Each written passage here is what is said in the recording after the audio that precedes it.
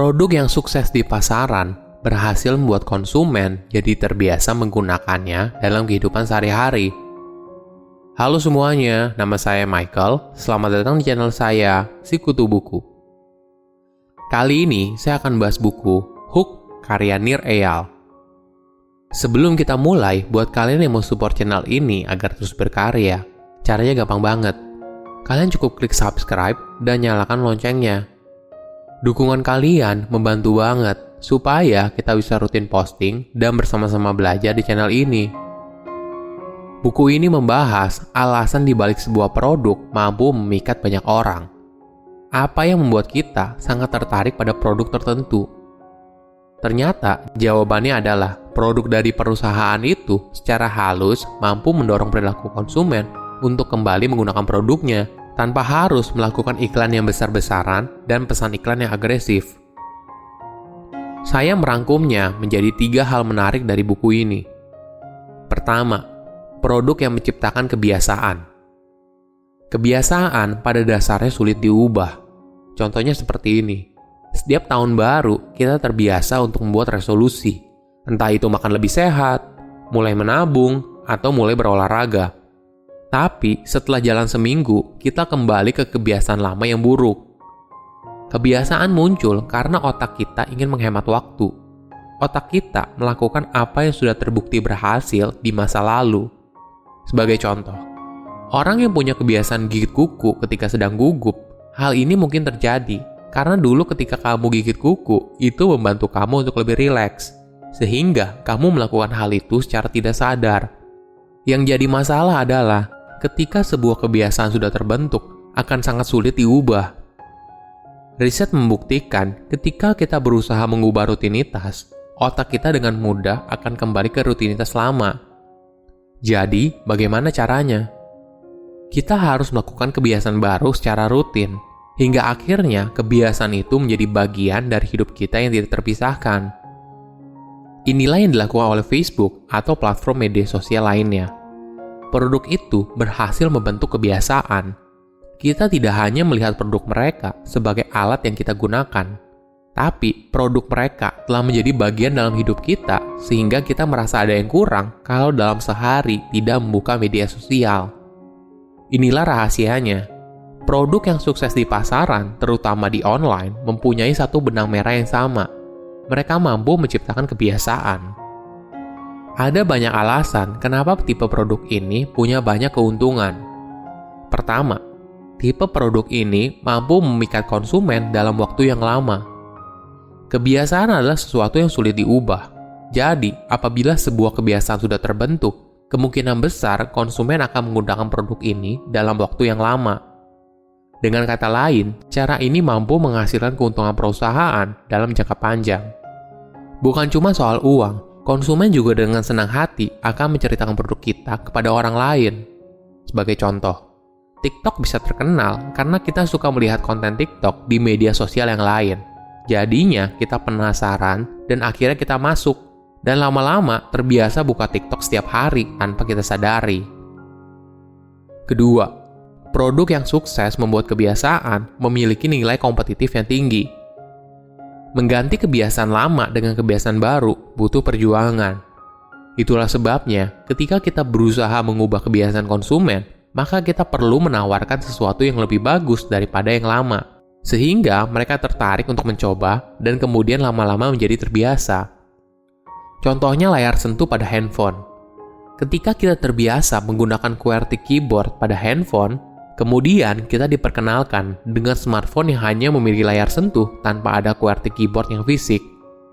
Dengan tata letak seperti ini, kita bisa memiliki layar yang lebih besar, sehingga akhirnya mengubah kebiasaan orang dari harus mengetik dengan QWERTY keyboard fisik beralih ke QWERTY keyboard virtual di layar sentuh smartphone. Ketiga, kebiasaan buat konsumen tidak sensitif terhadap harga. Ketika konsumen sudah bergantung pada produk yang kita tawarkan, mereka menjadi tidak terlalu sensitif dengan harga. Contohnya seperti ini. Online game biasanya dimulai dengan gratis. Namun setelah berjalan beberapa lama, online game itu jadi berbayar.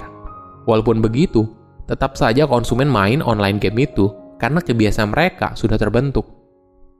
Kedua, 4 model hook. Nir telah mengidentifikasikan pola di balik sebuah produk yang sukses membuat sebuah kebiasaan.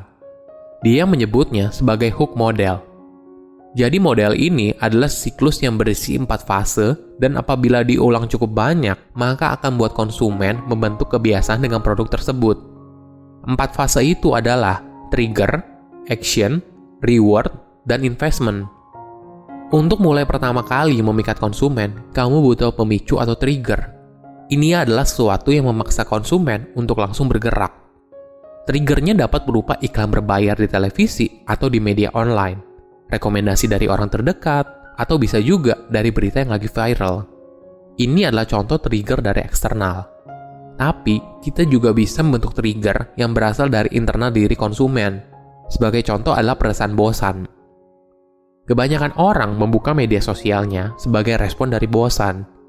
Idealnya adalah kita gunakan trigger eksternal untuk membentuk kebiasaan konsumen, sehingga ke depannya trigger internal konsumen yang berjalan secara otomatis. Kedua adalah action. Action adalah jembatan antara trigger dan reward. Jadi, apabila konsumen sudah diberikan trigger dan ingin mendapatkan rewardnya, maka dia harus mengambil tindakan atau action. Kita harus membuat bagaimana konsumen bisa termotivasi untuk segera mengambil tindakan. Sebagai contoh, kita sering dengar kalimat promosi seperti ini. Miliki sekarang, produk terbatas. Atau bisa juga dengan menggunakan harga coret, sehingga orang termotivasi untuk membeli. Ketiga adalah variable rewards. Biasanya, pola yang umum adalah trigger, action, reward. Itu adalah siklus yang umum. Siklus ini bisa bertahan dalam waktu yang singkat, tapi untuk jangka panjang, seseorang butuh yang baru.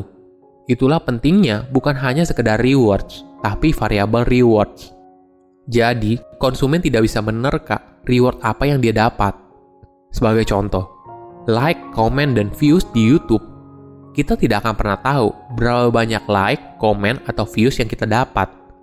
Ketika kita berhasil membuat video yang viral, maka muncul kesenangan tersendiri. Karena ada unsur yang tak terduga di sana. Keempat adalah investment. Untuk membuat sebuah kebiasaan bertahan lama, harus ada investment yang dibuat oleh konsumen. Ini adalah pengorbanan kecil yang harus dilakukan konsumen, sehingga ada rasa memiliki dalam diri konsumen. Fungsi dari investment adalah untuk meningkatkan nilai produk di mata konsumen secara signifikan. Sebagai contoh, jika kita beli barang di IKEA, kita juga harus merakitnya sendiri di rumah. Ternyata ada keuntungan di baliknya. Jika kita merakitnya sendiri, secara tidak langsung, kita telah menginvestasikan waktu pada barang tersebut. Sebagai timbal baliknya, pasti nilai barang itu lebih tinggi di mata kita daripada kita terima dalam bentuk jadi. Ketiga, alasan hook model efektif. Hook model sangat efektif asalkan kamu tahu produk apa yang kamu jual dan apa yang konsumen inginkan. Ini merupakan langkah yang sangat penting. Apabila kamu tidak tahu dua hal itu, maka akan sangat sulit hook model bisa diaplikasikan dengan baik. Alasan utamanya karena produk yang kamu tawarkan memberikan solusi bagi konsumen kamu terus-menerus, hingga akhirnya terbentuk kebiasaan untuk menggunakan produk yang kamu jual. Banyak produk yang berhasil menggunakan hook model ini. Oleh karena itu, penting juga kamu sadari untuk menggunakan hook model dengan bertanggung jawab. Jangan gunakan pola ini untuk memanipulasi orang lain. Kamu punya tanggung jawab moral ketika membuat seseorang memiliki kebiasaan baru. Selalu tanyakan dua hal ini ke dirimu sendiri. Apakah produk yang saya jual dapat membuat hidup orang lebih baik? Kedua, apakah saya akan menggunakan produk ini? Jika dua pertanyaan ini kita jawab iya, berarti kita sudah berada pada jalur yang tepat. Produk yang berhasil membuat seseorang jadi terbiasa memakainya merupakan ciri produk yang sukses di pasaran. Silahkan komen di kolom komentar pelajaran apa yang kalian dapat ketika baca buku ini. Selain itu, komen juga mau buku apa lagi yang saya review di video berikutnya.